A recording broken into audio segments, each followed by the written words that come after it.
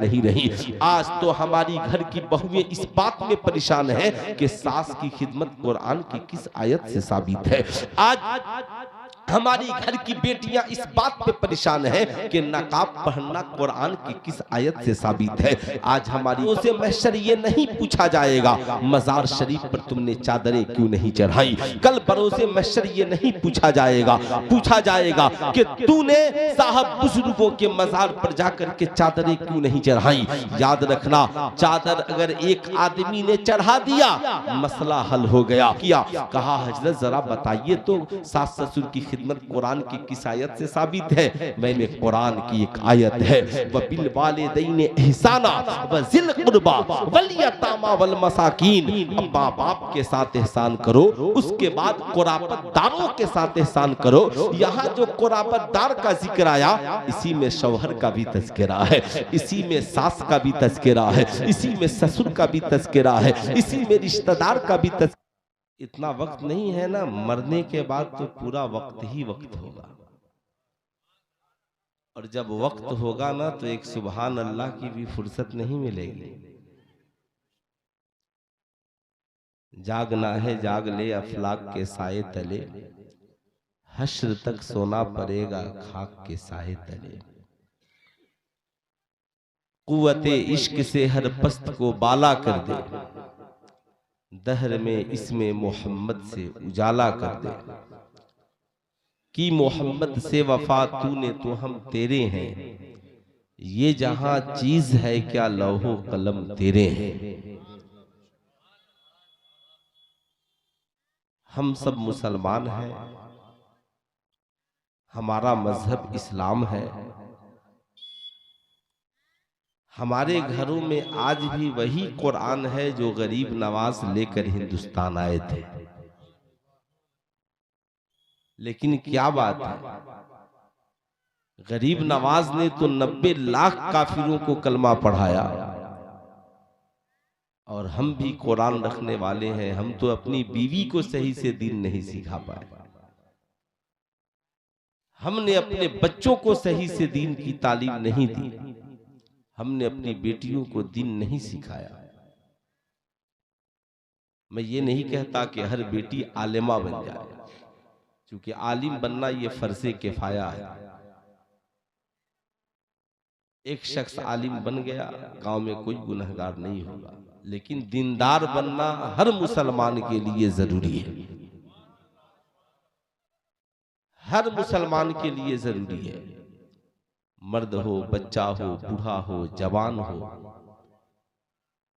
दीन के बगैर इंसान की जिंदगी में आवारगी है। इंसान इस दुनिया में आया है और हर रोज अपनी किताबें जिंदगी अपने हाथों से लिख रहा है। आपकी किताबें जिंदगी में दूसरे को लिखने का कोई अधिकार और हक नहीं है। सुबह से लेकर शाम तक आप जो लिखते हो आपकी मर्जी। आप चाहो तो अच्छाई लिखो और आप चाहो तो बुराई लिखो। आपके घर वाले ने आपको मोबाइल फोन दे दिया, मालिक बना दिया, बेटा हो या बेटी हो। अब आपकी मर्जी। यूट्यूब को खोलेंगे तो सरकार की नात भी मिलेगी और ज़हनी अय्याशी का सामान भी मिलेगा।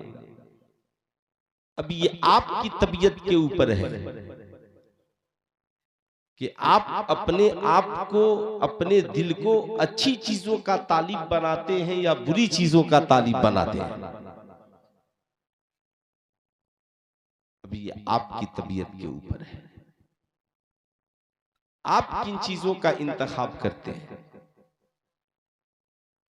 हर लड़की की ख्वाहिश होती है कि उसका शौहर नेक मिले और हर लड़के की ख्वाहिश होती है कि उसकी जो होने वाली बीवी है वो बड़ी बड़ी पाकीज़ा हो और नेक हो। लेकिन लड़का खुद नहीं सोचता कि मैं भी पाकीज़ा बनूं ताकि खुदा मुझे पाकीज़ा बीवी अता करे। लड़कियां ये नहीं सोचती कि मैं पाकीज़ा रहूं ताकि अल्लाह मुझे पाकीज़ा शौहर अता करे। हम जिस पुरफतन दौर में जी रहे हैं,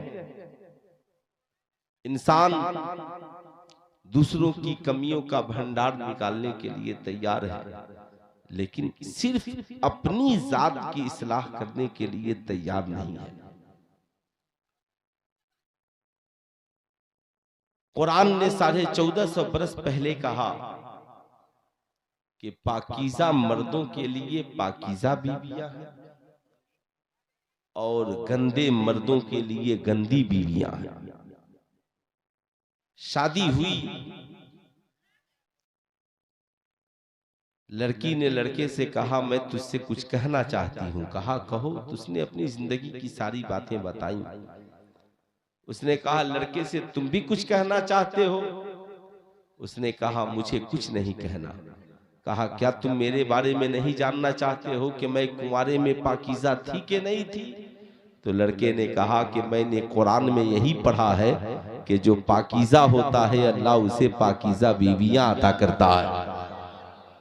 मैंने अपनी निगाहों को पाकीज़ा रखा, मैंने अपनी जिंदगी को पाकीज़गी में गुजार दी, मैंने कभी किसी को गलत नजरिए से नहीं देखा। तो मेरे रब ने ये वादा किया है तुम पाकीज़ा बन गए हो तो मेरा भी वादा है मैं भी तुझे पाकीज़ा बीवियां अता करूंगा। मगर आज जिस पुरफतन दौर में हम जी रहे हैं, छोटे छोटे बच्चों को आपने देखा होगा। साहब हम अपनी औलादों को जो सिखाते हैं हमारे बच्चे वही सीखते हैं। हमने अपने बच्चों को जो सिखाया हमारे बच्चे सीख गए।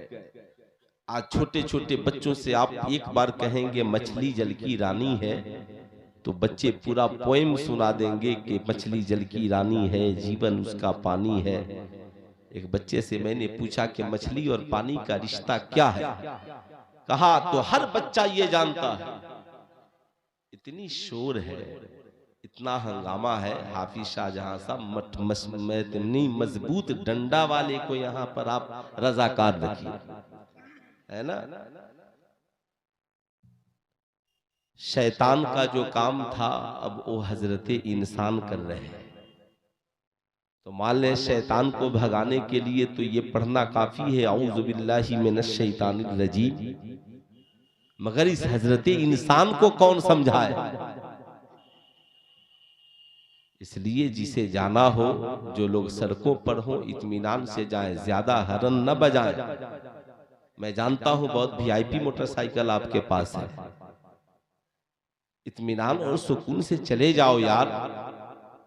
कल बरोज़े महशर तुझसे पूछा जाएगा कि बता, उलमा आए थे, महफिलों में अल्लाह रसूल का जिक्र हो रहा था और तू हरन बजा करके अल्लाह और उसके रसूल के जिक्र के उसको सुनने सुनाने में खलल डाल रहा था। आओ न जलसों में तो लाखों करोड़ों को लेकर आओ और जाओ तो चुपके से चले जाओ। इसलिए कि करोड़ों आकर के यहाँ दीन सुनेंगे, सीखेंगे, तुझे करोड़ों का सवाब मिलेगा। मगर एक को भी लेकर चले गए, उससे जाने की तबीयत नहीं थी तो उसका गुनाह तुम्हारे सर होगा। अब छोटे छोटे बच्चे हैं, हमने बच्चों को जो सिखाया बच्चे सीख गए। मछली जल की रानी है, जीवन उसका पानी है। मछली पानी के बगैर जिंदा नहीं रह सकती। मछली को पानी से अलग कर दो तो मर जाएगी। आज से 1450 बरस पहले आमिना के लाल ने मोमिनों के बारे में इरशाद फरमाया, अल मोमिनो फिल मस्जिद कसमको फिल मां। मोमिन का रिश्ता मस्जिद से ऐसे है जैसे मछली का रिश्ता पानी से है। पानी मछली पानी के बगैर जिंदा नहीं रह सकती और मोमिन मस्जिद के बगैर जिंदा नहीं रह सकता। आज कहा गई हमारी कौम की माए, क्या तुमने भी अपने बच्चों को मस्जिद भेजना सिखाया है? क्या तुमने भी अपनी औलादों को मस्जिद जाना सिखलाया है? बुरा ना मानना, बेटा अगर स्कूल जाने के लिए बेदार ना हो तो माँ खाना देना बंद कर देगी। बेटा अगर कॉलेज जाने के लिए तैयार न हो तो बाप नाराज हो जाएगा। बेटी अगर पढ़ने के लिए स्कूल जाने को तैयार न हो तो माँ बाप नाराज हो जाएंगे। सुल्तान रजा कहना चाहेगा अगर तेरा बेटा स्कूल न जाए तो तू नाराज हो जाती है, तेरी बेटी स्कूल न जाए तू नाराज हो जाती है। मगर ईमानदारी से बता बच्चे स्कूल क्यों जाते हैं? तालीम हासिल करेंगे, समाज में इज्जत मिलेगी। कुरान ने कहा भी इज्जत चाहते हो, वकार चाहते हो, समाज में चाहते हो जमाना तुझे इज्जत की निगाह से देखे, उतुल इल्म दर्जात, तालीम हासिल करने वाले बन जाओ, अल्लाह तेरी इज्जत को बढ़ा देगा, अल्लाह तेरे वकार को बढ़ा देगा, अल्लाह तेरे रुतबे को बढ़ा देगा। मगर बुरा ना मानना, आप इसलिए अपने बच्चे को स्कूल अगर न जाए तो नाराज होते हो, न जाएगा तो दुनिया बर्बाद हो जाएगी, जाहिल बन जाएगा, साहब समाज में उठने बैठने के काबिल नहीं होगा। इसलिए कि जहालत ये सबसे बड़ी बुराई है। सुल्तान रजा कहना चाहेगा बता नमाज हर बालिग मुसलमान मर्द औरत पर फर्ज है।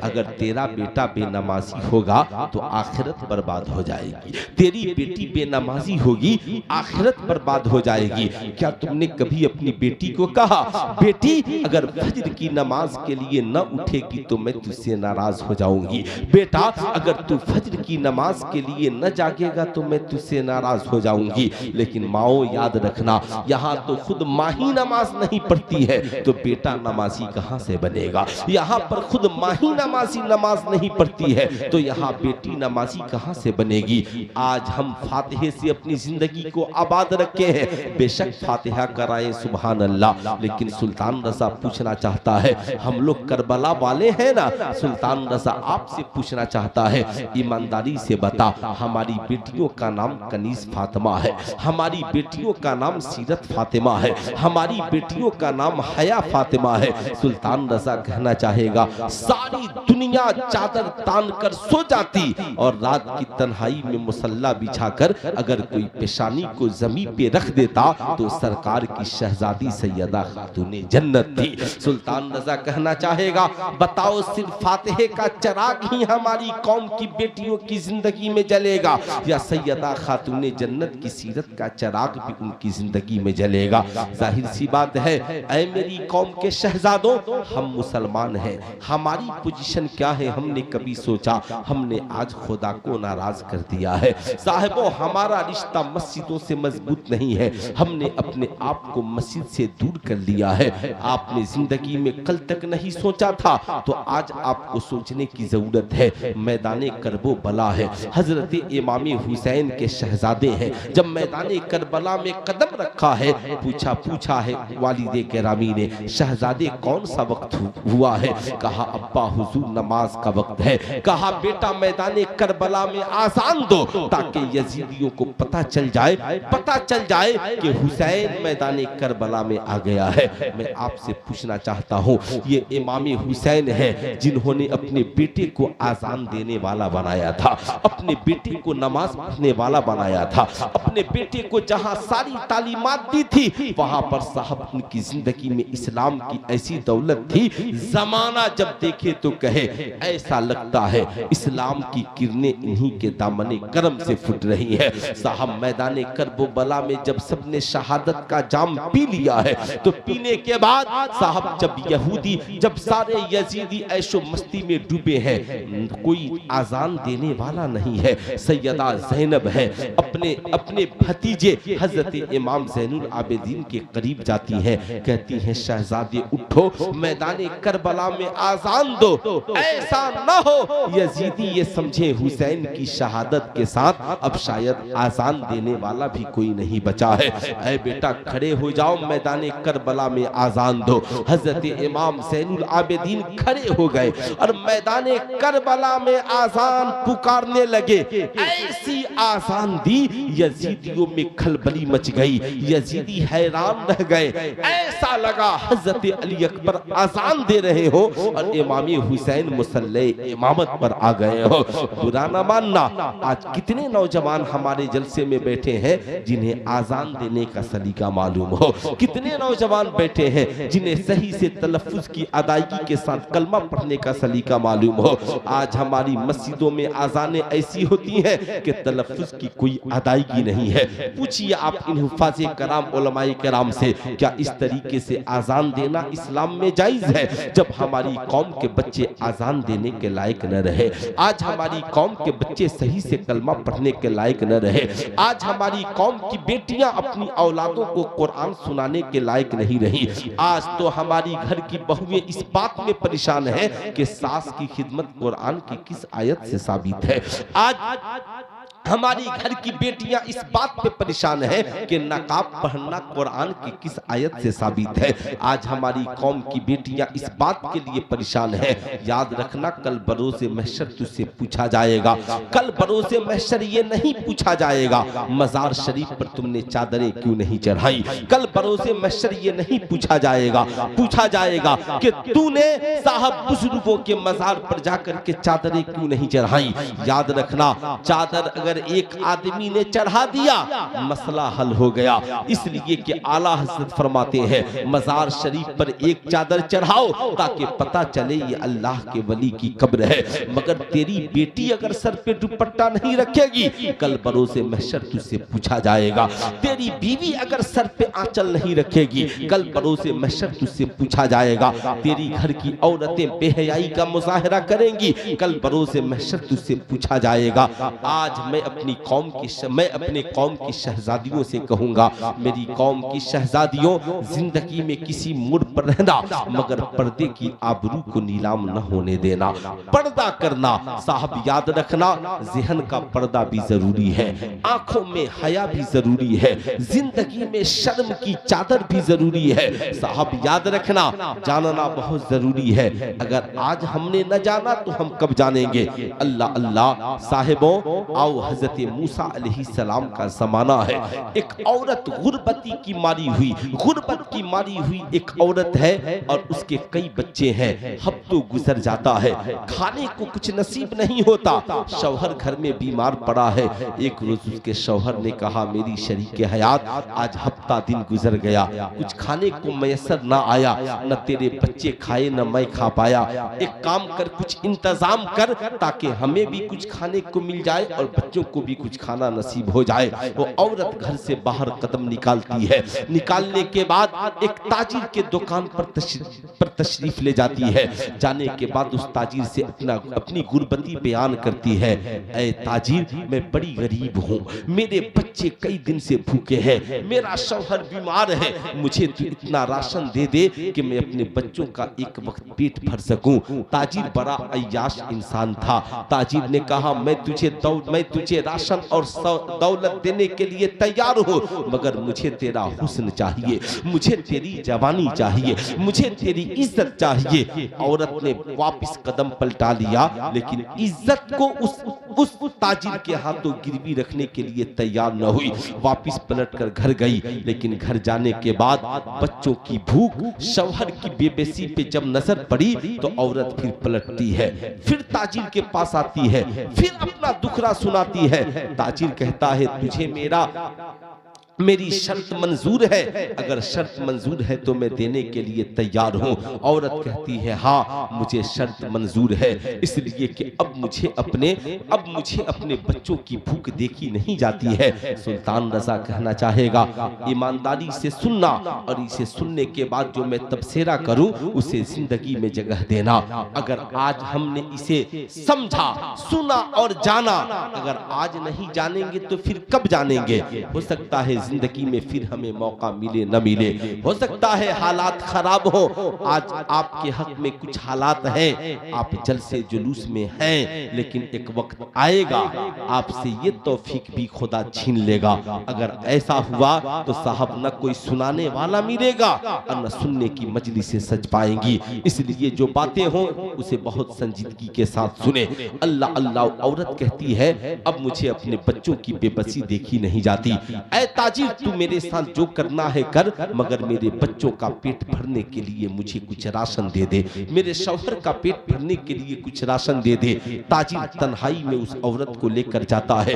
जो ही औरत तन्हाई में पहुंचती है, जिस्म कांप जाता है। साहब रोंगटा रोंगटा खड़ा है, पांव कांप रहे हैं, बाजू कांप रहे हैं, औरत का जिस्म लर्जा पर अंदाम है वो औरत। ताजिर ने पूछा, ए औरत बता, तू तो राजी होकर आई थी ना, मगर तू इतना कांप क्यों रही है? क्यों? क्या तुझे किस बात का खौफ है? यहाँ तो तेरा शौहर मौजूद नहीं है, यहाँ तो तेरे बच्चे मौजूद नहीं है, यहाँ तो कोई तेरा रिश्तेदार मौजूद नहीं है, यहाँ तन्हाई है, मैं हूँ और तू है। याद रखना, ज़हन में अय्याशी भरी जिंदगी गुजारने वाली भारत की बेटियों या हमारी समाज की लड़कियों, अगर तुम बड़ी आसानी से माशाअल्लाह अपने इज्जत का सौदा कर बैठती हो, तुम्हें तुम्हारे दिलों में खौफ खुदाबंदी जर्रा बराबर भी नहीं होती, तुम्हारा जिस्म लर्जा बर अंदाम नहीं होता, तुम जहां चाहती हो किसी आवारा लड़के से खड़े होकर बात कर लेती हो, जब चाहती हो रात की तारीकी में व्हाट्सएप पे किसी से चैटिंग कर लेती हो, जब चाहती हो फेसबुक पे किसी को फ्रेंड बना लेती हो, जब चाहती हो किसी से मिलने और मुलाकात करने के लिए चली जाती हो। और समाज के छिछोड़े और कमीने किस्म के आवारा लड़कों को भी सोचना चाहिए, अगर तू किसी बेटी की किसी की बहन से बात करेगा तो तेरी बहन से भी कोई बात करने वाला हो जाएगा।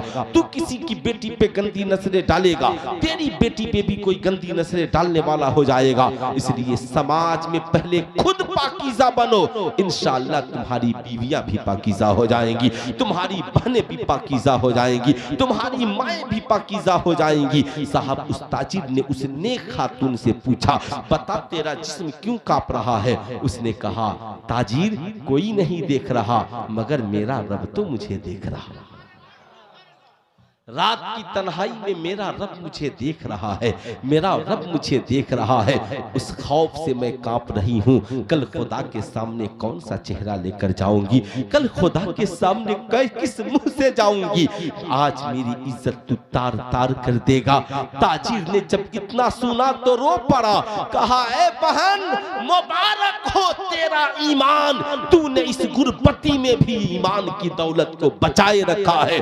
अगर तू गरीब होकर खुदा से इतना डरती है, तो जिस खुदा ने मुझे इतनी दौलत दी उस खुदा से मुझे कितना डरना चाहिए। जिस रब ने मुझे इतनी दौलत से नवाजा उस रब से मुझे कितना डरना चाहिए।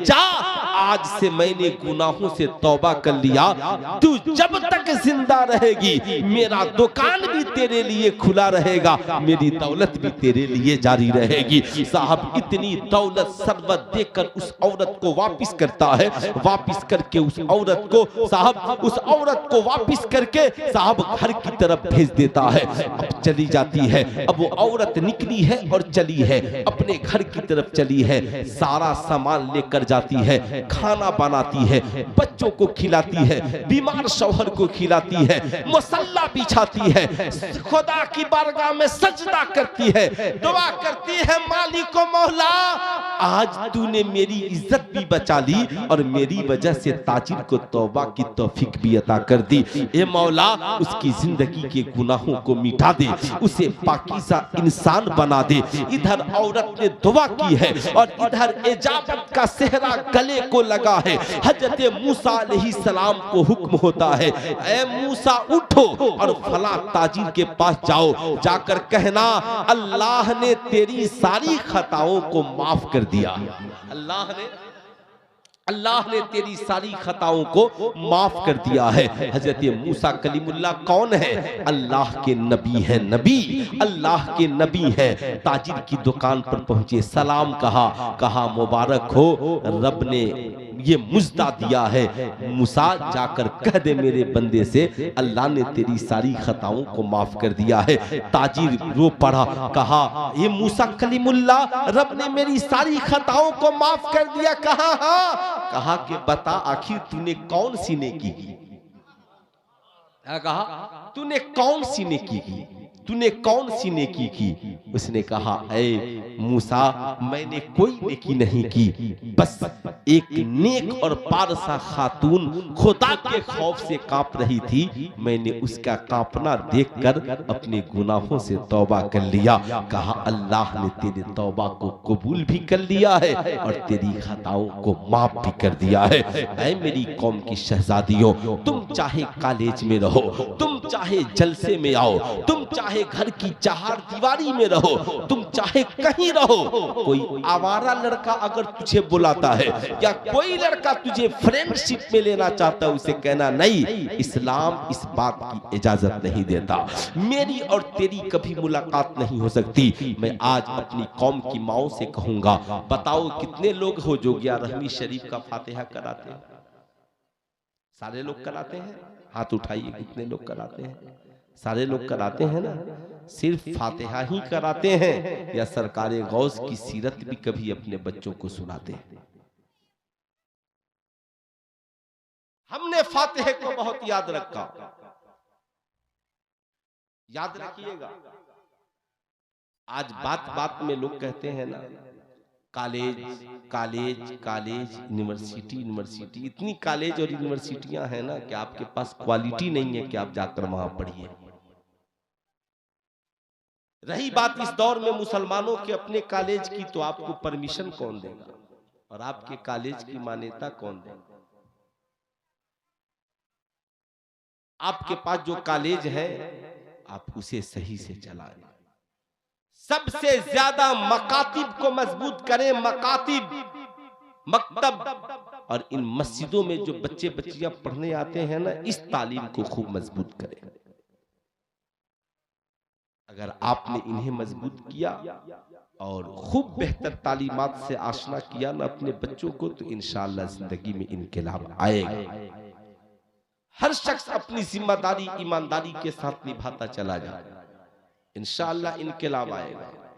मैं जानता हूं हम गरीब जरूर हैं, हमारा तबका गरीब है, लेकिन याद रखें, जाहिर सी बात है हमारे यहाँ जलसे बहुत होते हैं, इतने जलसे होते हैं ना, इतने जलसे कि साहब लोग मुंबई में जाकर हमारे जलसों का मजाक उड़ाते हैं, है ना?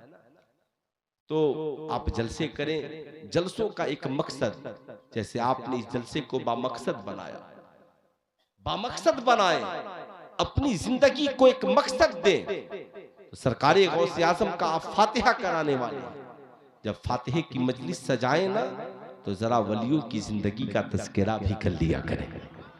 सिर्फ उर्स मनाने वाला न बने, बल्कि बुजुर्गों की सीरत को अपनाने वाला भी बने, बुजुर्गों की सीरत को अपनाने वाला भी बने। हजरत ख्वाजा हजरत सरकार गौसे आज़म का वाकया बताएं शहजादे। मालूम है आज हम जिनका फातिहा करने वाले हैं, सरकार बड़े पीर दस्तगीर। कहा हाँ, कहा वो तो माँ के पेट में ही हाफिज़े कुरान बन गए, माँ के पेट में। अब ये छोटे बच्चे हैं ना, इन्हें अजूबा बातें सुननी बहुत पसंद है। अब ये छोटे बच्चे कहेंगे, अच्छा ये बताओ अम्मा कि सरकार बड़े पीर दस्तगीर पेट में हाफिज़े कुरान कैसे बन गए? अब बताओ, उनकी माँ आले हाफिज़े कुरान थी, उनके वालिद वली कामिल थे। जब सरकार गौसे आज़म पेट में थे ना, तो उनकी माँ रोजाना कुरान पढ़ती थी, सरकार बड़े पीर दस्तगीर रोजाना सुनकर याद कर लिया करते थे। अब ये छोटे छोटे बच्चे आपसे कहेंगे, अम्मा अब मुझे कुरान याद करना हो तो मैं कैसे याद करूं? आप अपने बेटे से कह दो, बेटा टेंशन लेने की जरूरत नहीं है, आपको घबराने की जरूरत नहीं है, बस मेरे साथ एक काम करो, नमाज़े फजर के लिए मैं भी जाग जाऊं, नमाज़े फजर के लिए तुम भी बेदार हो जाओ, नमाज़े फजर के लिए मैं भी बेदार हो जाऊं, नमाज़े फजर के लिए तुम भी बेदार हो जाओ।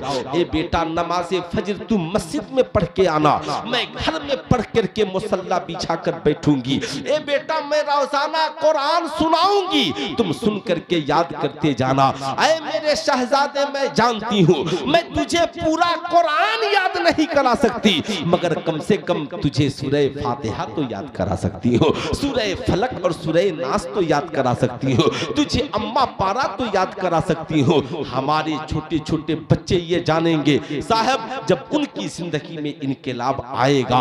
इसलिए मैं कहूंगा फातिहे का चराग बाद में जलाइए, बुजुर्गों की सीरत का चराग अपने घरों में पहले जलाइए, बुजुर्गों के किरदार और कैरेक्टर का चराग अपने घरों में पहले जलाइए। आज समाज जिस तरीके से मुंतशिर हो रहा है, आज हम जिस गंदे समाज में जीवित और जिंदा है, आज बीवी शौहर की बात मानने के लिए तैयार नहीं है, शौहर बीवी के बात मानने के लिए तैयार नहीं है, भाई भाई का दुश्मन बना हुआ है। हम समाज में जहां पर जीवित और जिंदा है, आज हमने अपनों से रिश्ते तोड़ लिए हैं। आज हमारी पोजीशन ये है साहब, ईमान अकीदा भी हमारा सलामत नहीं रहा। इसलिए मैं कहूंगा ना, ईमान की भी हिफाजत करें, अकायद की हिफाजत करें, माँ बाप की खिदमत करें। उन आवारा लड़कियों की तरह न बने जो ससुराल जाने के बाद पूछती हैं सास ससुर की खिदमत कुरान की किस आयत से साबित है। आज हम जिस समाज में जिंदा है, हर हमारी कौम का नौजवान ये समझता है कि साहब मैं जो कमाता हूँ ये मेरा है। हमारे घर की ये औरतें ये समझती है मेरा शौहर जो कमाता है ये सब मेरा है। नतीजा क्या निकलता है, आज हम जहां पर खड़े हैं साहिबों, आज हर बेटा अपने बाप की कमाई को कहता है ये मेरा है, ये मेरा है।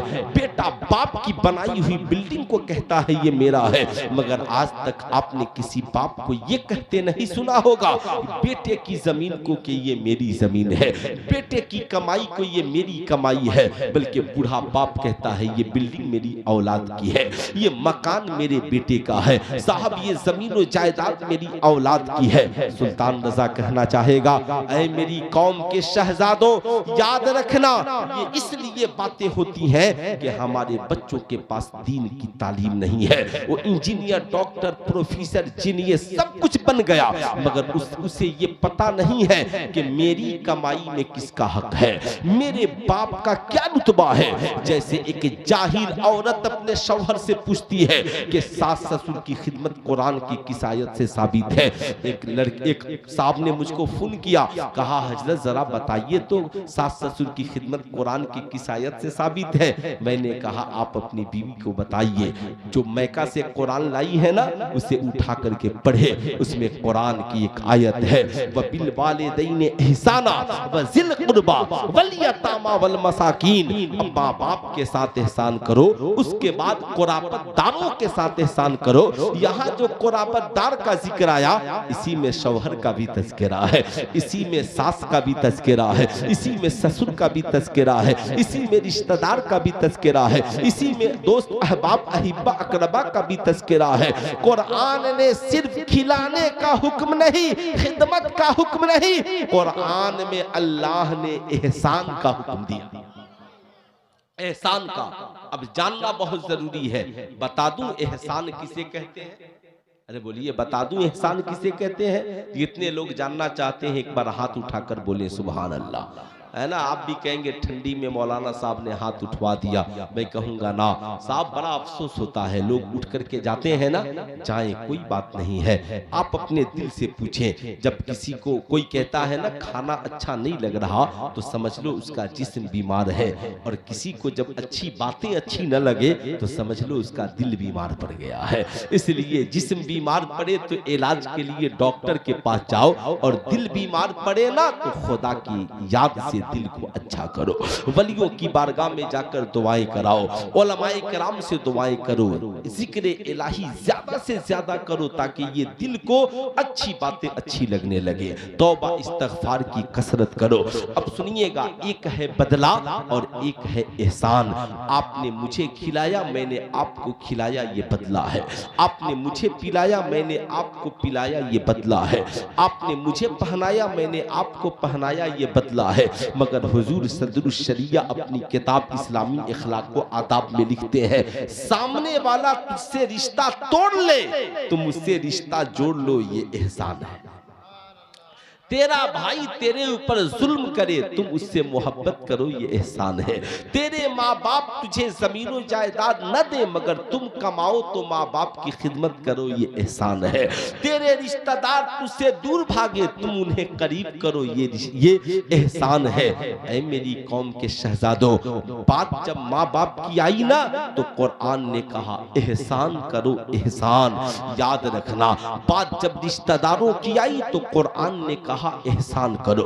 मगर आज हम इतना पढ़ लिख लिए कि हम समझते हैं हम जो कमाते हैं ये सब मेरा है, ये सारी प्रॉपर्टी मेरी है, ये सारी दौलत मेरी है। सुल्तान रजा कहना चाहेगा ये मेरी तेरी का चक्कर न लगा, चल मुस्तफा जाने रहमत की बारगाह में चलते हैं, चल आमिना के लाल की बारगाह में चलते हैं, चल हादिये दो आलम की बारगाह में चलते हैं। एक नौजवान मुस्तफा करीम की बारगाह में पहुंचा है, जाने के बाद अर्ज गुजार होता है फिदा का अबी उम्मी या रसूल अल्लाह, मेरे माँ बाप आप पे कुर्बान।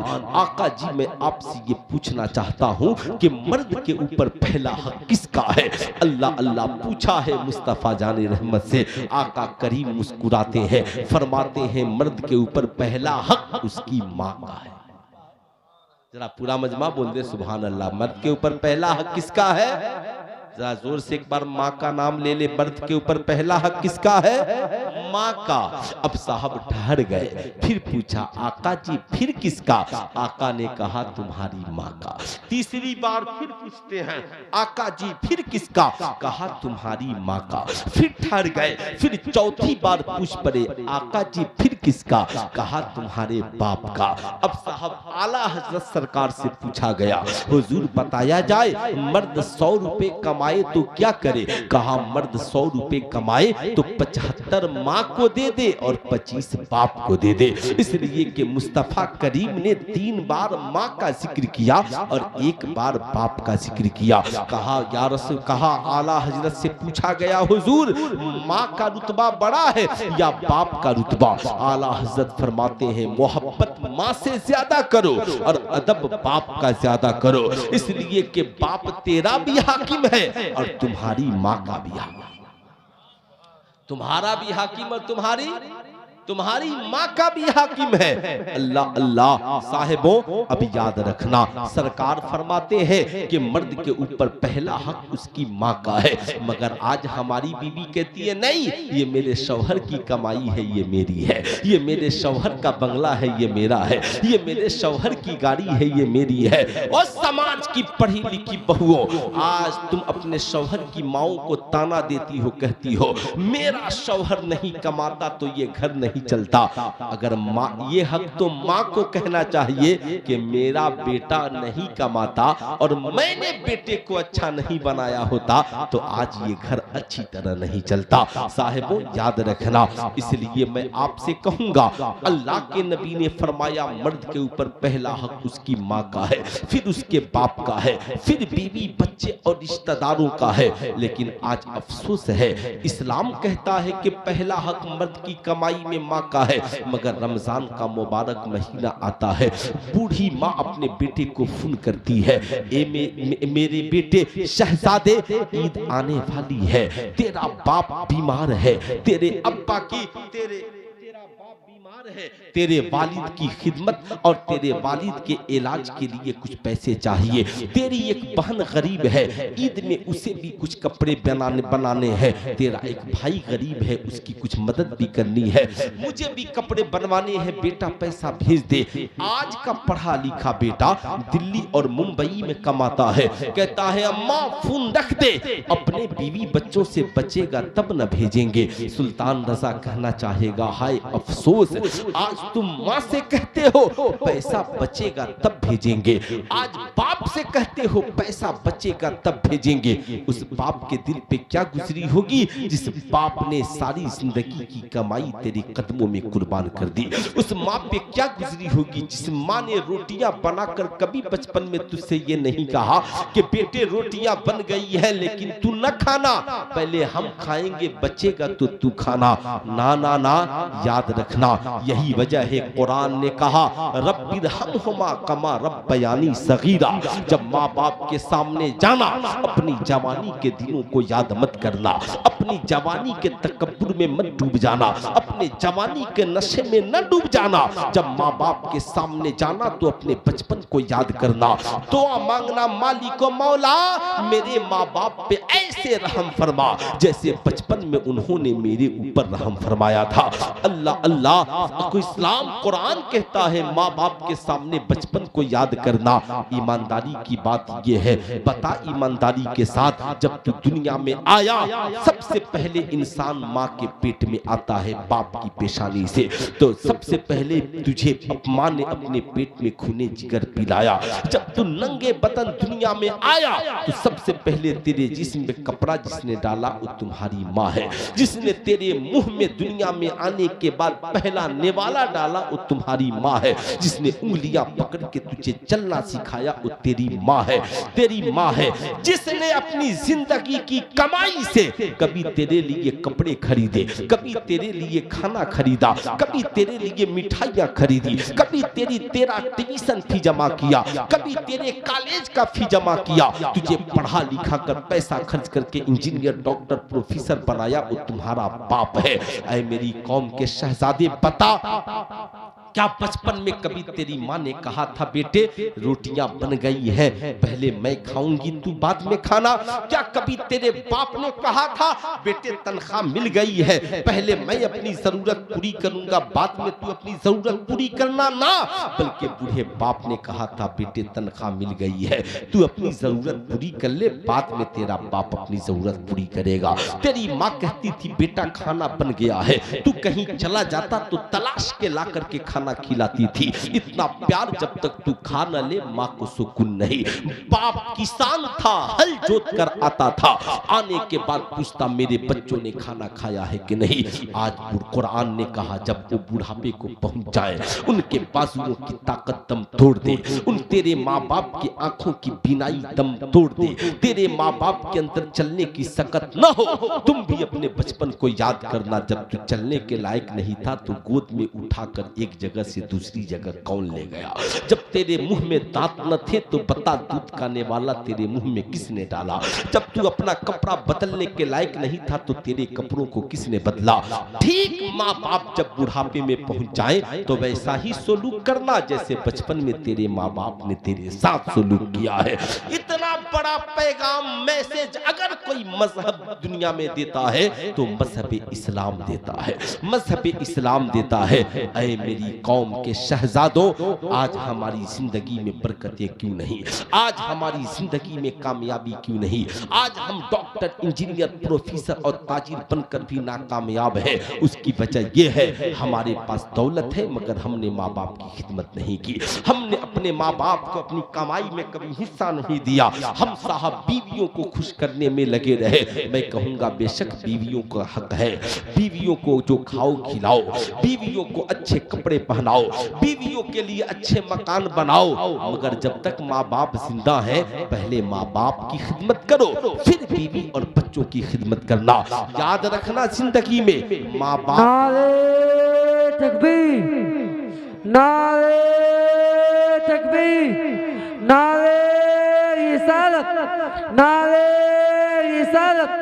मसले के आला हजरत, मसले के आला हजरत मुफ्ती सुल्तान रजा खान, मुफ्ती सुल्तान रजा खान। नारे तकबीर, नारे रिसालत। अब सुनिएगा गौर से, मैं ये अर्ज कर रहा था ना ना ना, माँ बाप को कभी नाराज न करना। अगर आज तक तूने ऐसा किया है तो आज तौबा कर ले। दिल्ली रहो, मुंबई रहो, कलकत्ता रहो, इम्तिहान चलने वाला है ना, बहुत तावीजों के पीछे भागते हो यार। जाकर के माँ से बोल अम्मा मैं तेरा बेटा हूँ ना, एक रोज सिर्फ दिल से दुआ मांग दे तेरा बेटा कामयाब हो जाएगा। जाकर बूढ़े बाप से कहना अब्बा हुजूर आप दिल से दुआ कर दे। मैं कहता हूं ना साहब याद रखना, बहुत शायरों को देते हो, हमें भी देते हो, बहुत साहब लिफाफे बांटते हो, सबको देते हो। मैं कहूंगा बेशक दो, शायरी का बदला, सरकार की नात का बदला कोई क्या दे सकता है? साहब कुरान की तिलावत का बदला कोई क्या दे सकता है? लेकिन मैं कहूंगा हमें देने से पहले, शायरों को देने से पहले, खतीबों को देने के से पहले, अपने पीर साहब को लिफाफा देने से पहले रात की तन्हाई में कभी बूढ़े बाप का जेब भी देख लो। बेशक रात की तन्हाई में कभी बूढ़े बाप का जेब भी देख लो कि तेरे बाप के जेब में चाय पीने के लायक भी पैसा है कि नहीं। कहीं ऐसा तो नहीं कि सुबह को मेरा बाप चाय की होटल में मायूस हो जाएगा। कभी जाओ ना कमा कर आओ तो माँ से कहो अम्मा आंचल फैला, माँ मुस्कुरा देगी। सुभान अल्लाह। आंचल फैला, माँ मुस्कुरा देगी। इसी आंचल को फैलाकर तेरे लिए दुआएं मांगी थी। फैला, मैं कुछ डालना चाहता हूं, उसमें डाल दे। कह दे अम्मा ये सब आपके लिए है, आपके लिए। दिल्ली रहो, मुंबई रहो, कलकत्ता रहो, जब तनख्वाह उठाओ पहला फोन अपनी माँ को करो, अम्मा जी तनख्वाह मिली है, बोलिए आपके लिए कितने पैसे की जरूरत है। सुभान अल्लाह। अब्बा से पूछ लो दवा के लिए कितने पैसे चाहिए, माँ कहेगी ठहर जाओ तेरे अब्बा से पूछ लो। जाकर बाप से कहेगी ना, बाप का कलेजा फक्र से चौड़ा हो जाएगा।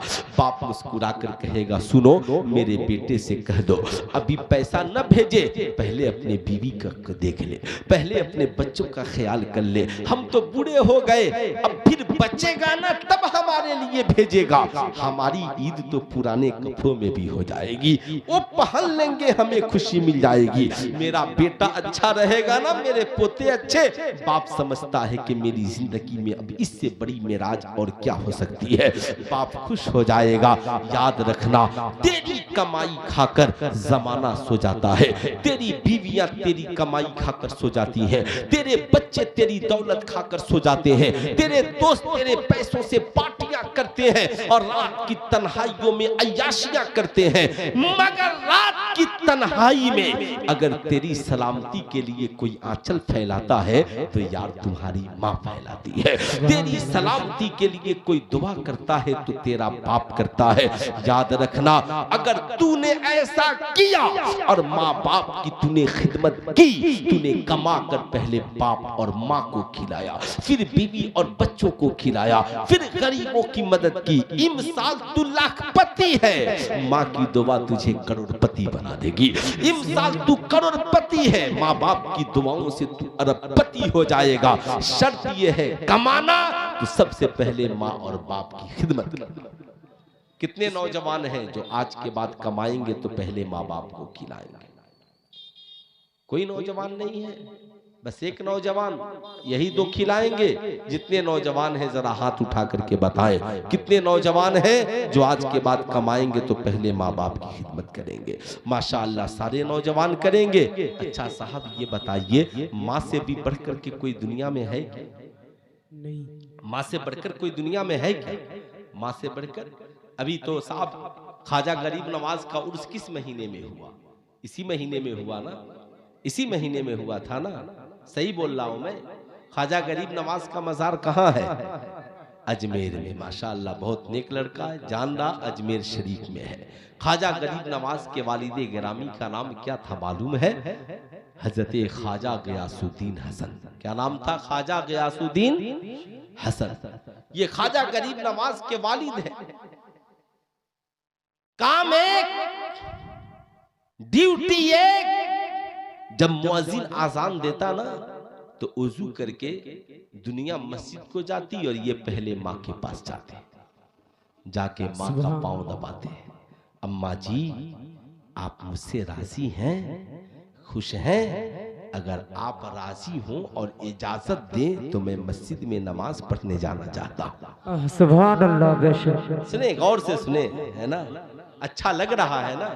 जितने लोगों को अच्छा लग रहा है जरा हाथ उठा के बोल दे सुभान अल्लाह। माशाअल्लाह मुझे 1 करोड़ मजमे की जरूरत नहीं है, बस 10 बाबाकार लोग मिल जाए वो लाखों को पहुंचा देंगे, लाखों को पहुंचा देंगे। सुने साहब कहा अम्मा जी आप मुझसे राजी हैं? तो माँ मुस्कुरा कर कहती, ख्वाजा गरीब नवाज के दादी जान कहती, शहजादे मेरी तो दुआ है कि अल्लाह हर माँ को तुझ जैसी औलाद अता करे, हर माँ को तुझ जैसी औलाद अता करे। अल्लाह अल्लाह। साहब कहते अम्मा जी अब आप राजी हैं तो मैं मस्जिद जा रहा हूँ। माँ कहती बेटा तू मस्जिद जा, जरा माँ के लिए भी मुसल्ला बिछा दे, क्या कहती माँ के लिए भी, ऐ मेरी कौम की माँ, अपने बच्चों को सिर्फ बिरयानी खिलाती हो, अपने बच्चों को सिर्फ मुर्गे बनाकर खिलाती हो, अपने बच्चों को तुम दवाइयां सिर्फ पिलाती हो, मगर अपने बच्चों को दीन क्यों नहीं सिखाती? क्या कल बरोसे मैशर तुझसे नहीं पूछा जाएगा कि तूने अपने बेटे को नमाजी क्यों नहीं बनाया? क्या तुमसे नहीं पूछा जाएगा तेरी बेटी नमाजी क्यों नहीं बनी, बाहया क्यों नहीं बनी, नेक क्यों नहीं बनी? कल तुझसे पूछा जाएगा। याद रखना, ये तो नहीं पूछा जाएगा मैट्रिक क्यों नहीं कराया, इंटर क्यों नहीं कराया, डॉक्टर क्यों नहीं बनाया, इंजीनियर क्यों नहीं बनाया, लेकिन हर माँ बाप से ये जरूर पूछाएगा जरूरत के मुताबिक जितनी दीन की तालीम की जरूरत थी तूने क्यों नहीं पूछा जाएगा। इसलिए मैं कहूंगा आज हमारे घरों में वैसी माएं भी न रही। आज तो हमारी माँ बेटी को उठाने में डरती है, बुरा मत मानिए, डरती है। और बाप की हिम्मत नहीं है कि बेटा सोया हो तो नमाज के लिए जगा दे, हिम्मत नहीं है। क्यों नहीं जगाते हो? क्यों डरते हो अपनी औलादों से? बचपन से ही अपनी औलादों को उठने की आदत डालो और कहो बेटा तेरी माँ भी नमाजी है, तुझे भी इस घर में नमाजी बन के रहना हो। बेटा तेरा बाप भी नमाजी है, तुझे भी नमाजी बन के रहना होगा। मगर यहाँ तो हम लोग सिर्फ तावीज पे जिंदा है, बुरा न मानिएगा। तावीज पर मौलाना साहब तावीज लिख दीजिए ना मेरा बेटा नेक हो जाए, मौलाना साहब तावीज लिख दीजिए ना मेरी बेटी नेक हो जाए। मैं पूछना चाहता हूँ तावीज ही से नेक बनाइएगा? आज लोग परेशान हैं, मेरा बेटा शराबी हो गया है, मेरी बेटी आवारा हो गई है, मेरा बेटा बदचलन हो गया है। मैं अपनी कौम के नौजवान लड़के और लड़कियों से भी कहूंगा, सुनो, किसी को गोली मार देना ये बहुत आसान है। अगर माँ बाप को गोली मार दोगे ना तो एक बार में मर जाएंगे, गोली मार दोगे एक बार में मर जाएंगे। मगर तू किसी बाप की बेटी है, अगर तू बदचलन हो गई तो तेरा बाप हर रोज मरता है। तू अगर आवारा हो गई तो तेरी माँ हर रोज मरती है। तू जवान है, अगर तू शराबी हो गया तो तेरे बाप के लिए हर रोज मौत है। जब मोहल्ले से कोई आकर कहता है तेरा बेटा शराब खाने में मिला था, तू जुआरी बन गया तो तेरी माँ के लिए हर रोज मौत है। जब कोई आकर कहता है तेरा लाडला जुआ खाने में मिला था। ऐ मेरी कौम के नौजवानों, क्यों माँ बाप को हर रोज मारते हो? क्यों? किसने तुझे अधिकार दिया? क्यों माँ बाप को सताते हो? बूढ़े माँ बाप रात की तन्हाई में तेरी जवानी देख करके रोते हैं कि मेरी बेटी अपने हुस्न जमाल की हिफाजत न कर सकी, ये जवानी ढल जाने वाली है, मेरा बेटा अपनी कमाई की हिफाजत न कर सका। मेरा बेटा आज कमाकर अय्याशियों में डूबा है, कहीं ताश के पत्ते खेल रहा है, कहीं माज़ल्लाह शराब पी रहा है, कहीं जना कर रहा है, कहीं जुआ कर रहा है, खेल रहा, अय्याशियों में पैसे लगा रहा है। और मैं आपसे भी कहूंगा, तकरीर तो मैं करूंगा आपसे भी। आज टीवी पे डिबेट की बात होती है ना, तो आंखें हैरान रह जाती, कैसी कैसी आवारागर्दी वाली बातें होती हैं। एक हिंदू लड़की ने टीवी पे कहा कि साहब मुसलमान कहते हैं कि औरतें खेतियां हैं, तुम जैसे चाहो आओ, ये उनके कुरान में लिखा है। मैंने कहा तुमने खेती का मतलब सही से समझा नहीं। खेती क्या है ये किसी किसान से पूछो, खेती क्या है ये किसी किसान से पूछो।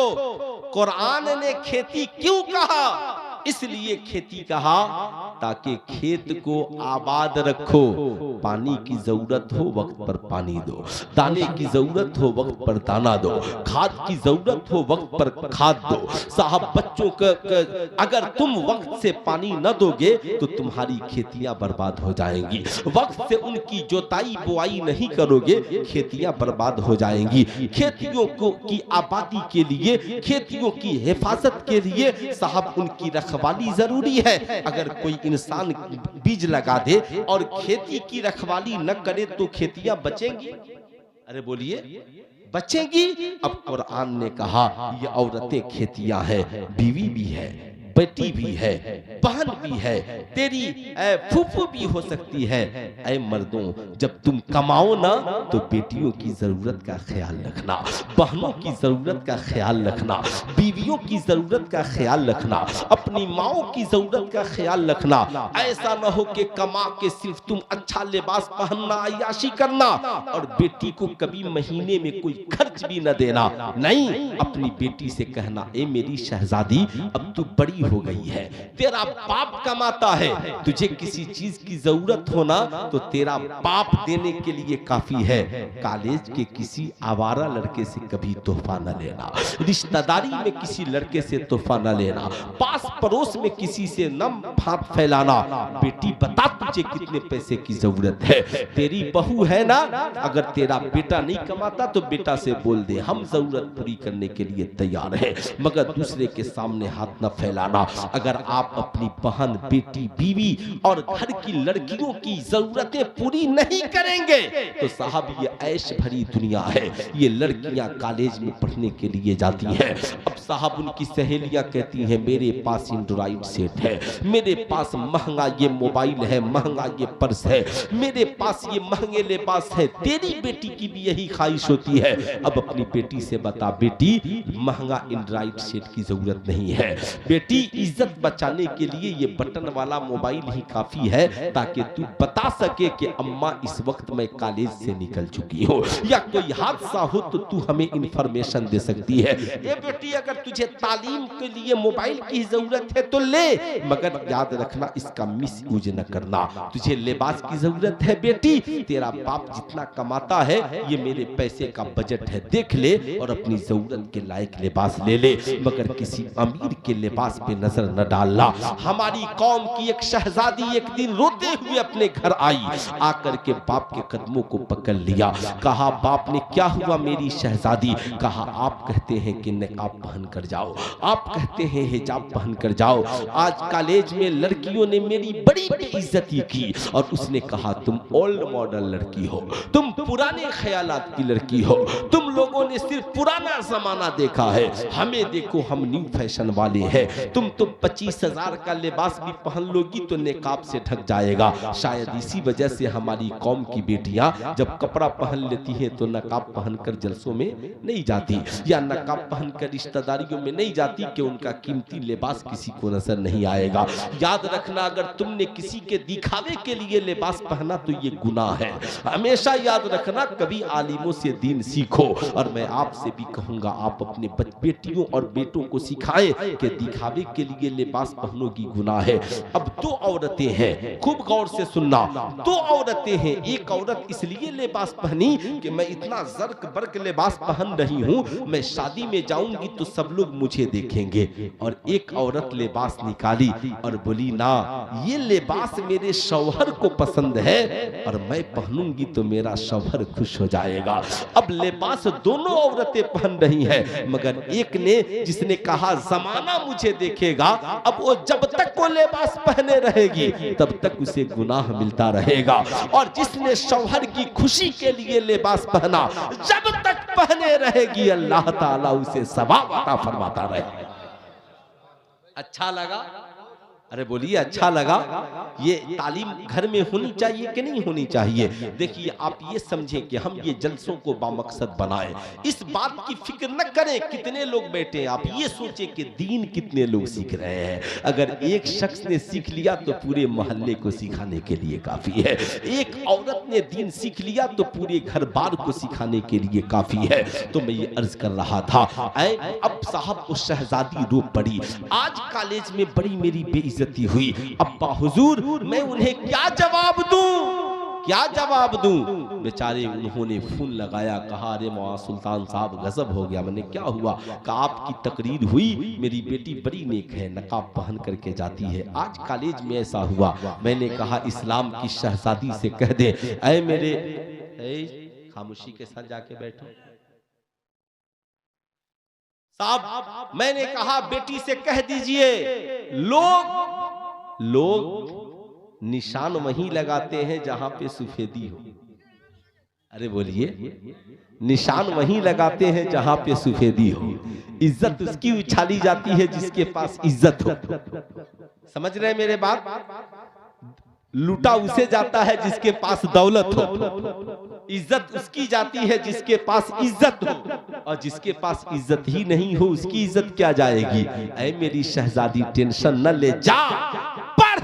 तालीम में उसे इतना जवाब देना, इतना जवाब देना, इतना जवाब देना कि मैट्रिक में इतना नंबर लाना, इंटर में, अपने कॉलेज में, कि तेरी कॉलेज की जींस पहनने वाली और टी शर्ट पहनने वाली बेटियां तुझे देखकर कहे नेकाब तालीम की राह में रुकावट नहीं है, हिजाब तालीम की राह में रुकावट नहीं है।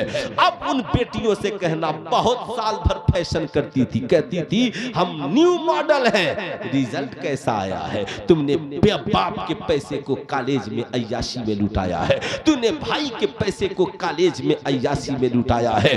अब उन लड़कियों से तुम कहो, सुन, तुम कहती थी ना मैं ओल्ड मॉडल हूं, हाँ हूं। पहले के गरीब और आज के अमीर में से क्या फर्क है? पहले गरीब का लिबास फट जाता तो पेबंद लगा लेता था, आज तो अमीर पैसों से फटा हुआ जींस खरीद कर लाता है, आज तो अमीर पैसों से फटा हुआ टी शर्ट खरीद करके लाता है। ओ शहजादियों, तुम कहती हो कि हम न्यू फैशन वाले हैं, तो सुन, बिकनी पहनकर अपना सीना और जिस्म जमाने को चैनल पे जाकर दिखाना तुझे मुबारक हो।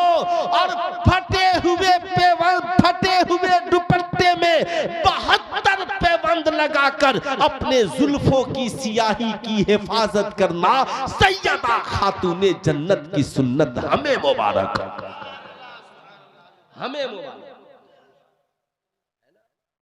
हमें मुबारक हो। लेकिन हम अपनी बेटियों को सिखाते कहाँ हैं? हमने अपनी बेटियों को दीन नहीं सिखाया, हमने अपनी औलादों को दीन नहीं सिखलाया, हमने अपनी औलादों को दीन से दूर रखा। इसलिए मैं अर्ज कर रहा था, साहब माँ भी ऐसी थी, माँ भी नेक थी और बाप भी नेक था। हजरत ख्वाजा गरीब नवाज की दादी जान ने कहा कि बेटा तू घर में मुसल्ला बिछा दे, माँ घर में नमाज पढ़ेगी और बेटा मस्जिद में नमाज पढ़ेगा। माँ घर में नमाज पढ़ेगी, बेटा मस्जिद में नमाज पढ़ेगा। एक दिन माँ नमाज के लिए डंडा उठा के देख लेना, एक दिन सिर्फ घर में माँ नमाज के लिए डंडा उठा के घूम जाए ना, कोई बहू बेनमाजी नहीं रहेगी। कसम खुदा की तू नमाज पढ़, सारी बहुएं तेरी शर्मा जाएंगी। किससे जाके शिकायत करेगी? अब तेरे बेटे से कहेगी कि मेरी सास ने डंडा उठाया था नमाज पढ़ने के लिए, तो उसका शौहर भी कहेगा बहुत अच्छा किया था, तुम लोग इसी लायक हो, तुम लोग घर को बेनमाजी बना, घर में सब बेनमाजी ही रहोगी तो घर में खुदा की रहमतों का नुज़ुल कहां से होगा? सुभान अल्लाह। बेनमाजी रहोगी, सिर्फ तावीज़ों के पीछे भागती हो, कुरान की तिलावतें क्यों नहीं करती हो? सजदों से अपने घरों को आबाद क्यों नहीं करती हो? ख्वाजा गरीब नवाज की दादी जान घर में नमाज पढ़ रही, दुआ करते मौला मेरे गियासुद्दीन का दिल तू मस्जिद में लगा दे। हजरत ख्वाजा गियासुद्दीन मस्जिद जा रहे हैं, दोस्तों ने कलाई पकड़ ली, कहा ए गियासुद्दीन जरा इतना तो तू बता दे। कहा क्या? कहा हम वजू करके मस्जिद को जाते हैं, तुम वजू करके माँ के पास जाते हो, बताओ राज क्या है? हजरत ख्वाजा गियासुद्दीन हसन मुस्कुराते हैं, कहते हैं मैंने मुस्तफा करीम की एक हदीस का मुताला किया जिसमें कौनैन के ताजेदार इरशाद फरमाते हैं जिस शख्स से उसके माँ और बाप राजी उससे अल्लाह उसके रसूल भी राजी, और जिस शख्स से उसके माँ और बाप नाराज होते हैं उससे अल्लाह और उसके रसूल भी नाराज होते हैं। जब से मैंने इस हदीस का मुताला किया मैंने जान लिया माँ बाप को नाराज करके मस्जिद में जाने से कोई फायदा नहीं, माँ बाप को नाराज करके वलियों की बारगाह में जाने से कोई फायदा नहीं। तुम चाहे अजमेर शरीफ जाओ, तुम चाहे कालपी शरीफ जाओ, तुम चाहे पंडुआ शरीफ जाओ, तुम चाहे कछौचा शरीफ जाओ, तुम चाहे कालपी शरीफ जाओ, तुम चाहे बरेली शरीफ जाओ, तुम चाहे मक्का और मदीना शरीफ जाओ, मगर सारी जगहों पे दुआएं तभी कबूल होंगी तुम भी जाओ, तुम्हारे साथ तुम्हारी माँ की दुआएं भी जाए, तुम भी जाओ, तुम्हारे साथ तुम्हारे बाप की दुआएं भी जाए। इसलिए मेरी कौम के शहजादों, माँ बाप को नाराज करके न जाना। ख्वाजा गरीब नवाज के वालिद कहते हैं, मैं पहले माँ को राजी करता हूँ, फिर मैं मस्जिद को जाता हूँ, इसलिए कि जब माँ राजी हो जाएगी, सजदा करूंगा तो खुदा राजी हो जाएगा, और दुरूद पढ़ूंगा तो मुस्तफा राजी हो। सुभान अल्लाह। नारे तकबीर, नारे तकबीर, नारे रिसालत, नारे रिसालत। मसले के आला हजरत, मसले के आला हजरत मुफ्ती सुल्तान रज़ा खान, मुफ्ती सुल्तान रज़ा खान। नारे तकबीर, नारे रिसालत। सुभान अल्लाह। बेशक जिंदगी में तकलीफ आए ना तो खुश होना। आप कहोगे क्या मौलाना, तकलीफ आए तो खुश हो? इसलिए कि बंदे को जब तकलीफ पहुंचती है ना तो बंदा खुदा के करीब हो जाता। बेशक सुभान अल्लाह। तकलीफ पहुंचती है तो बंदा खुदा के करीब हो जाता और खुदा को याद करता है, और खुदा को याद करता है, और खुदा को याद करता है। आज तो जब तकलीफ होती है तो हमारी घर की ये औरतें कहती हैं, कैसे घर में मैं आ गई, जब से मैं आई हूं मेरा शौहर तकलीफ में ही है, मेरा शौहर तकलीफ में ही है। साहबे कराम है, सरकार का ज़ाहिरी जमाना है। इजाजत है बोलूं? जी जी। सरकार का ज़ाहिरी जमाना है। अब साहब, सरकार का ज़ाहिरी जमाना साहबे कराम का जमाना है, और एक साहबी रसूल है, रात की तन्हाई में अपनी बीवी से कहा, एक गिलास पानी लाओ, 1 गिलास गिव मी वाटर। आज अगर कोई अपनी बीवी से कह दे 1 गिलास गिव मी वाटर, तो बीवी कहेगी, हाथ तुम्हारे पास नहीं है, मैं अपना काम अपने हाथ से करती हूं, तुम भी अपना काम अपने हाथ से कर लो। तो उनकी बीवी गई और गिलास में पानी लेकर आई। जब तक इन्हें नींद आ गई, क्या हुआ? नींद आ गई। नींद आई ना तो सो गए, लेकिन वफादार बीवी गिलास में पानी लेकर हाथ में पूरी रात खड़ी रही। अब ये हम लोग सुनते थे और पढ़े हैं, लेकिन अब देखने को, समझ रहे ना मेरी बात, देखने को नहीं मिलता। वो थी बड़ी नेक। फज्र की आजान हुई, बेदार हुए, देखा बीवी खड़ी है, लबों पे मुस्कुराहट है, मेरे शौहर पानी है पी ले। कहा कब से खड़ी हो? कहा रात में आपने पानी मांगा था, आप सो गए। कहा जगा दिया होता? कहा ना, आप मेरे शौहर हैं, सरकार ने तालीम दी है कि मर्द माँ बाप की खुशी के बगैर जन्नत में नहीं जाएगा, और बीवी शौहर की खुशी के बगैर जन्नत में नहीं जाएगी। बेशक सुभान अल्लाह। मैं आपकी मोहब्बत में खड़ी थी, शौहर बहुत खुश हुआ, फज्र की नमाज पढ़ करके आए और बीवी से कहा, मांग, आज तू क्या मांगना चाहती है? बेशक सुभान अल्लाह। इतनी नेक बीवी से कहा, खुश होकर मांग, आज क्या मांगना चाहती है? तो बीवी ने कहा, मुझे तलाक दे दीजिए। सुनिए क्या कहा? तलाक दे दीजिए। बहुत घबरा गए। कहा इतनी नेक बीवी हो, वफादार हो, आज तक कभी कोई तकलीफ नहीं हुई, मैं तो खुश होकर मैंने तुझसे कहा मांग, क्या मांगना चाहती है, तो तुझे यही मांगनी थी? कैसे तुझे छोड़ दूं? फिर तेरे जैसी बीवी मिलेगी नहीं मिलेगी? बीवी ने कहा, सोच लीजिए, आपने वादा किया है। तो पहले के लोग वादे के बड़े पाबंद होते थे ना। कहा ठीक है, वादा कर लिया, मगर अब ये फैसला सरकार के दरबार में होगा। अब ये फैसला सरकार के दरबार में होगा। अल्लाह अल्लाह, सरकार के दरबार में होगा। अब ये फैसला यहाँ नहीं, सरकार के दरबार में होगा। अल्लाह अल्लाह। साहब रात किसी तरीके से बड़ी टेंशन में गुजरी, और सुबह को फज्र की नमाज पढ़कर दोनों सरकार की बारगाह में जाने लगे। जब जाने लगे तो शौहर बहुत टेंशन में था। जाहिर सी बात है, आपकी कोई हर दिल अजीज बीवी हो, नेक बीवी हो, आपसे अलग होना चाहती हो तो लगेगा मौत आ गई। शौहर को ठेस लगी, गिर गया, सर फूटा, हाथ फूटा, पांव फूटा। बीवी ने उठाया, कहा अब घर चलो, मसला हल हो गया, अब मुझे तलाक की जरूरत नहीं है। बेशक सुभान अल्लाह। वापिस चलो, घर चलो, मसला हल हो गया, अब मुझे तलाक की जरूरत नहीं है। साहबी रसूल ने कहा अजीब औरत है, फूट फाट गया, तब कहती है कि घर चलो, अब तलाक की जरूरत नहीं है। उसने कहा मेरी शरीक हयात, मेरी जान तुझ पे कुर्बान, इतना बता कि आखिर तूने ऐसा क्यों किया। कहा सुनो, मैंने सरकार से सुना था कि जो बंदा खुदा का महबूब होता है, अल्लाह उसे तकलीफ देकर आजमाता है, उसे आजमाइश में डालता है। मैं जब से तेरे निकाह में आई हूँ तब से तुझे कोई तकलीफ पहुंची ही नहीं, इसलिए मुझे शक था कि मेरा शौहर खुदा का महबूब बंदा है कि नहीं है।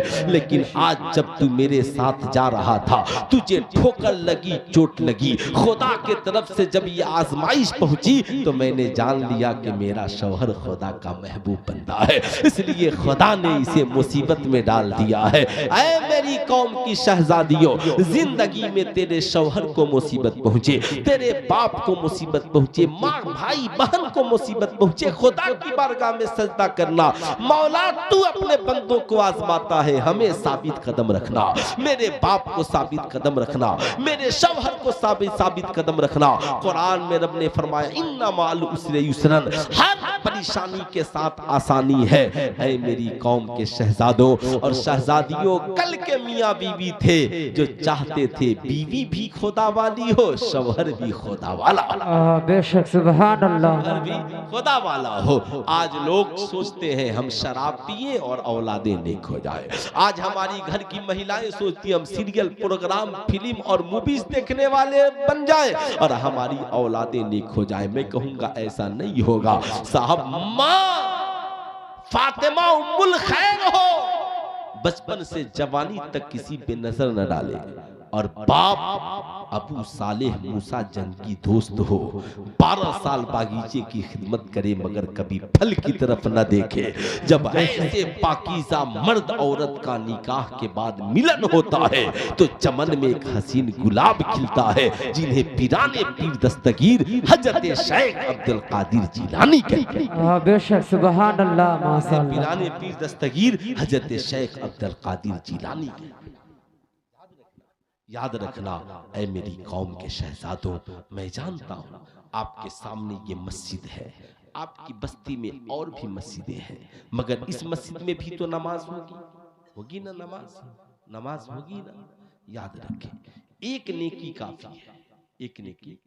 लोग अपना मकान अकेले बना लेते हैं, लेकिन जब खुदा का घर बनाने की बारी आती है ना, बहुत चंदा होता है, बहुत चंदा होता है, बहुत चंदा।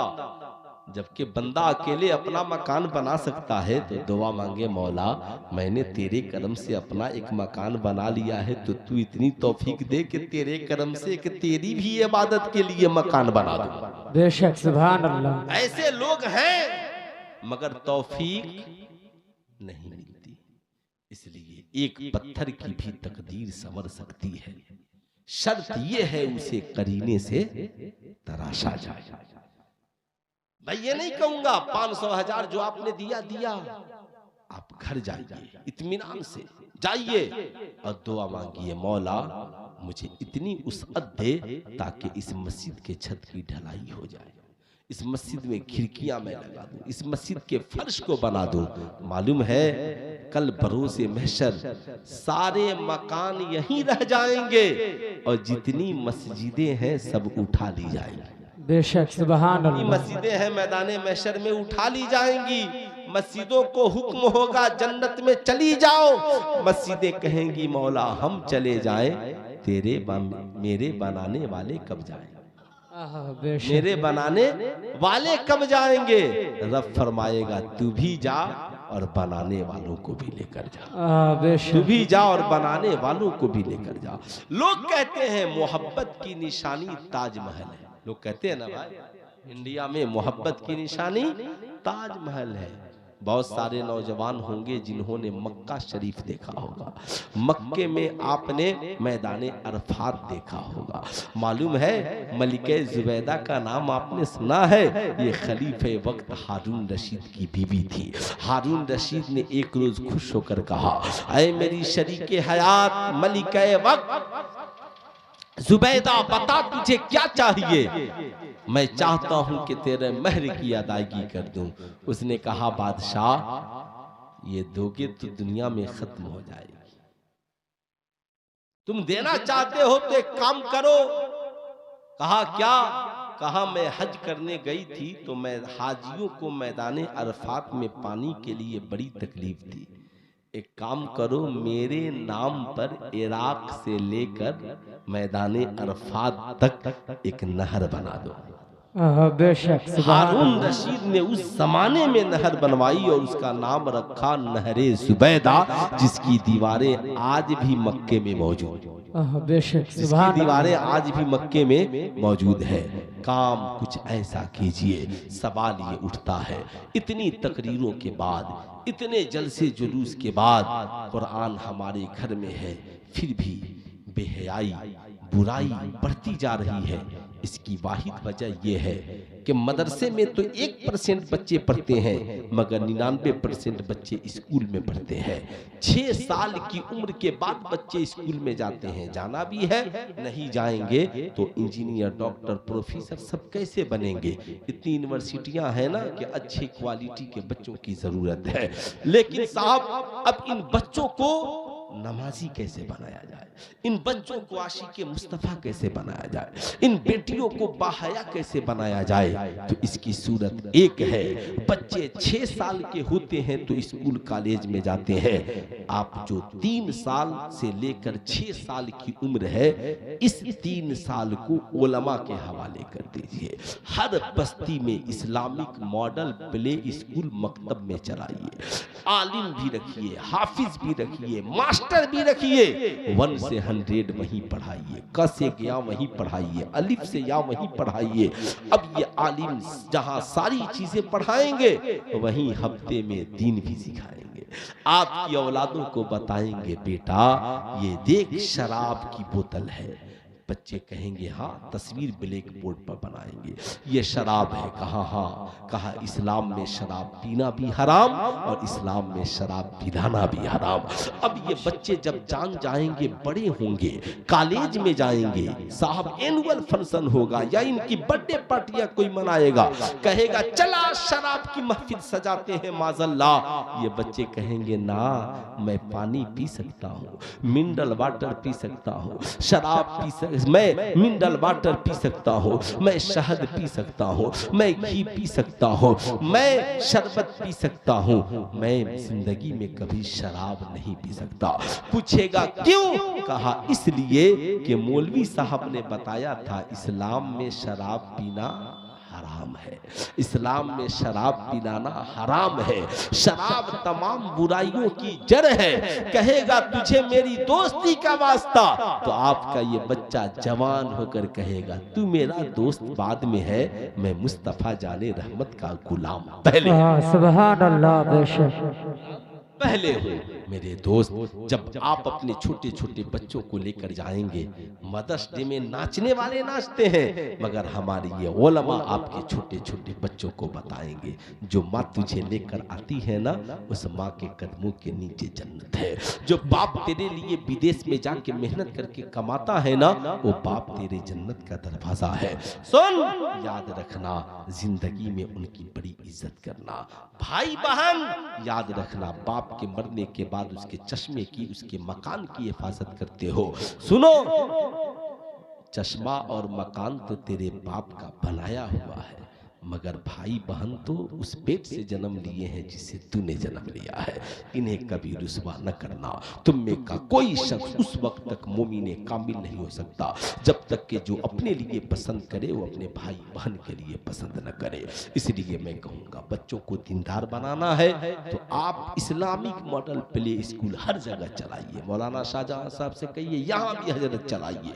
पैसा आप इमानुअल डन बस्को के नाम पर नहीं, यही खर्च कीजिए ताकि हर बेटा बेटी स्कूल में जाने से पहले मदरसे में पढ़े, ताकि जवान होकर शराबी न बने, जुआरी न बने, जानी न बने, फासिक न बने, नाचने वाला न बने। बचपन में ही इतना दीन सिखा दीजिए, जब जाए तो जमाना देखे तो कहे आने वाला डॉक्टर भी है, आशिक मुस्तफा भी है, आने वाला इंजीनियर भी है, सीरत मुस्तफा पे चलने वाला भी है। कुरान में रब फरमाता है लक़द कान लकुम फी रसूलिल्लाहि उस्वतुन हसना, सरकार की जिंदगी तुम्हारे लिए नमूने अमल है। सरकार की सीरत को अपनाइए, दुनिया व आखिरत को कामयाब कीजिए। जिंदगी बाकी मुलाकात बाकी। पूरा मजमा मिलकर पढ़ लीजिए।